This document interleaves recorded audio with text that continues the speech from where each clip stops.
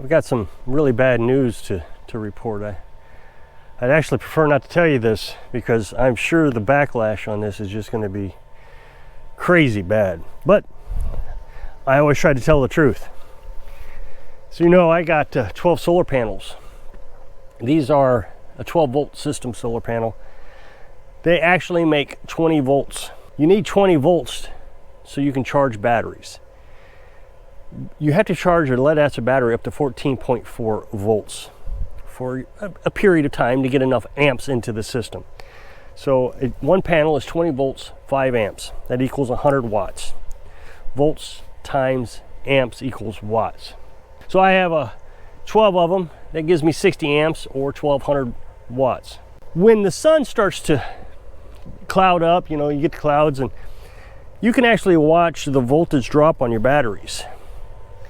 When you're full sun, it's producing 20 volts, 5 amps. Sun comes over, all of a sudden the voltage drops. The other problem I have is when these things get over 78 degrees, your voltage starts to drop. So it's very difficult to get enough volts into the system to charge batteries. In my mind, there are two systems that are best at doing this. Solar panels on a sunny day are just magnificent. If you can get 20 volts out of them, they work great. I would suggest that if you need to get a high voltage system to charge your batteries, to at least get one solar panel so you can get 20 volts. Another system that I always thought was pretty good is water turbine.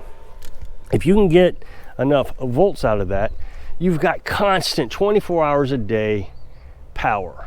Always consistent. But again, you got to be sure you can get the 20 volts out of it.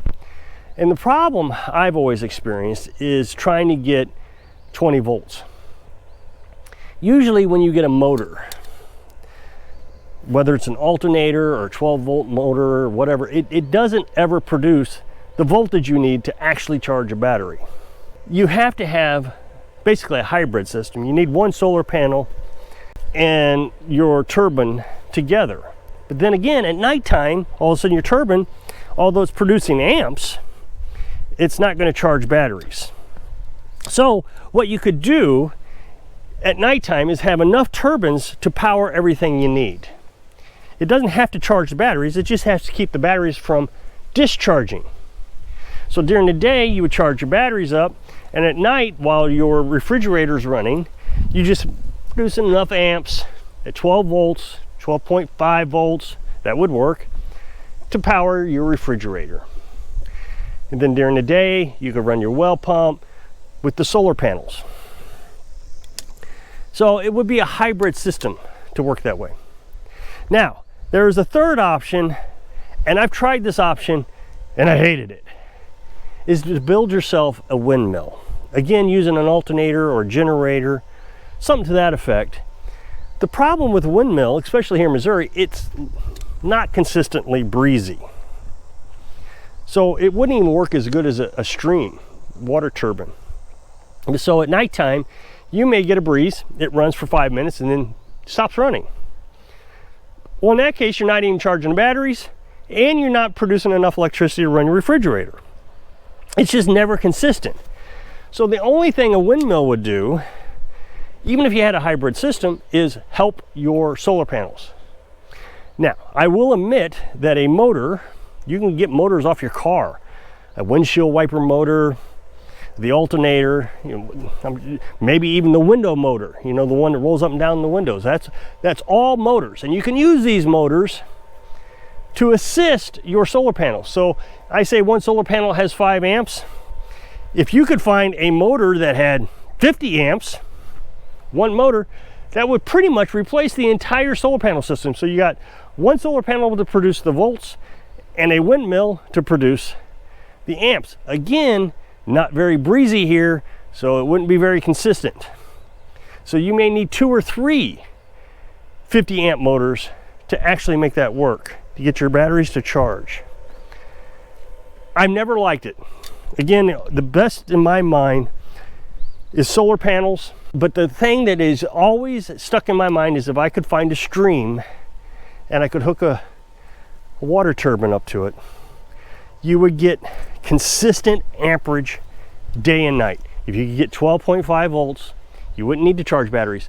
Basically, in my mind, you'd only need one battery just to make the system work. You wouldn't need 800 amp hours of battery like I have to run my refrigerator at night and then charge them back up during the day, because that thing would be producing, let's say 10 amps, 20 amps, 24 hours a day, 7 days a week at 12.5 volts.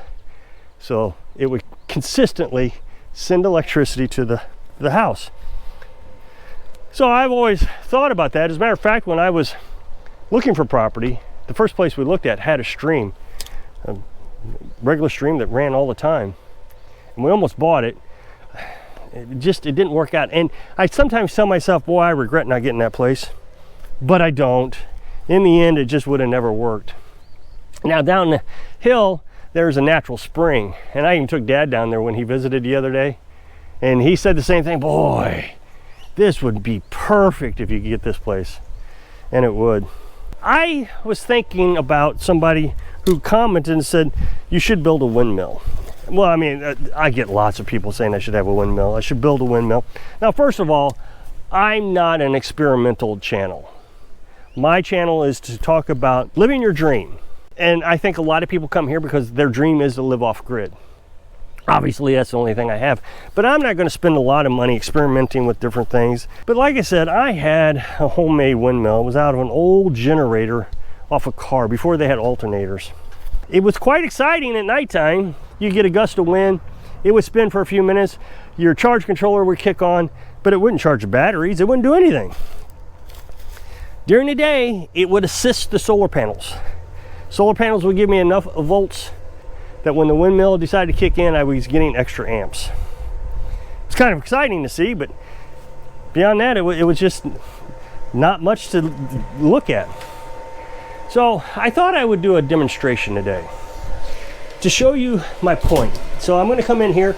The problem is it's a little dark and it's a little noisy because my inverter is running right here. That's a little fan. It's a DC computer fan, as a matter of fact. So kind of talking about DC and motors, that would be a motor DC. Now that fan takes milliamps. Now I've told you that I run our water from an IBC tank using an RV pump. Now these RV pumps, they don't last very long. They're about $30 a piece. I used to save them, but then I got to thinking, I live in a tiny house, I have no place to store anything. Why am I saving these things? So I stopped saving them. Well, I still have some that I've saved. I think I got 2 or 3 laying around here that I've saved. Now I've used these RV pumps even when we were nomads. Today I wanted to show you the motor from an RV pump. This is important, stick with me. This is going to explain windmills a lot. So imagine on the end of this is a motor, a DC motor, 12 volt, 6 amps. I know it's 6 amps because when I turn it on, you can monitor things off your charge controller. You can hook it right up to it's called load. And I used to use that to show how much I was using on this. Anyway, it was 6 amps. My inverter, I was telling you about my inverter. If a cloud were to come by right now, you would hear the motor go, rrr. It would slow down because there's not as many volts in the system. Cloud covered up the sun and you dropped in voltage. When the sun comes back out, it jumps back up to 14.4 volts and you hear that motor go, rrr, and it starts right back up. I'm sure you've heard those kind of things. When you're running your windshield wipers and you got a bad battery and you're running down the road, you got the gas on the pedal and they're going back and forth at a regular good pace. Then you come up to a stop sign, take your foot off the gas and they slow down because you got that bad battery. It's because your voltage dropped on your alternator. So this is a motor. Now I'm going to show you that it's a DC motor and it can run. I don't know how well we're going to see things in the camera. I got negative and positive, and it doesn't matter which way you wire these up. If you got them backwards, it would just turn backwards. That's all it would do. Here I'm going to go negative or positive, whatever, and see, you can see it jumping around there. I think used to have a little pump here on the end and it would pump water. Now, I also have a tester. I'm going to show you my tester. I have a 12 volt tester. And these things are pretty handy working on car electric. If you're wanting to figure out which wire is running your brake lights, or you want to hook up your trailer lights, this really helps you out. So all you got to do is hook it up to the negative and the positive. You should be able to see a light there. This one has reverse polarity on it, so it showed red. That means that I got it wired backwards. So I can go this way and it'll turn green. I can turn this motor that you just saw me turn with the battery into a charger. I can make this thing charge batteries or produce electricity by turning this. So I'm going to use my tester here to demonstrate. I've hooked the motor one end up to the red wire, and then I'm going to hook the clip to the blue wire. I'm going to turn the motor with my drill here. Keep your eye on the tester. You should be able to see this turn on, I think, green. Okay, so there's the green. And I'm going to go backwards to show you that you can get electricity on reverse polarity. And there's the red. Now, what I want you to have noticed there is how dim the light was. It didn't produce much, and I was using a drill to get it. I actually used my regular drill on full speed. This is a little hammer drill that you can use for screwing screws. The other one is a regular drill, and it actually did worse than this one. It doesn't spin fast enough to get the 12 volts. I may only be producing 9 or 10 volts, maybe 11. Now, it is producing 6 amps. As soon as that light turns on, you're producing all the amps that motor can produce, 6 amps. So this tells me that I cannot run my refrigerator on this motor because I'm not producing enough volts. 9 or 10 volts, that's it. I would have to get this thing to spin faster. In order to do that, what I would probably do is do a gearing ratio. I'd have to set this on a board and have a pulley with a big sprocket that would turn this really, really, really fast. And then I could use my drill. This thing would be spinning really at the same speed, but it would make the little pulley here on the motor turn more quickly than I can do just with the drill. Think of a bicycle. The front sprocket is really big and the back sprocket is really small. The bigger your front sprocket, the smaller your rear sprocket, the more speed you're going to get out of it. Same principle. So the best thing for this is not a windmill. The best thing for this is a stream. And you would have to have this huge water turbine. You saw them like in Little House on the Prairie and that kind of stuff. It would turn, and then it would turn this motor extremely fast. Of course, you'd have to gear it so that the chain is the same size as the turbine. So the whole spin, and they go down in this little bitty sprocket here. That way you can get enough volts out of it. You may actually get enough volts to charge batteries if you did it that way. But putting a fan on this with a 30-mile-an-hour breeze, you would never get this thing to spin fast enough to get enough volts to charge batteries. And then the wind here is not consistent enough to charge batteries, even if you could get it to spin. So that is the bad news. People don't want to hear that. They immediately say you got to have a windmill. If they think you're living off grid, you got to have a windmill. To me, it's just not worth the effort.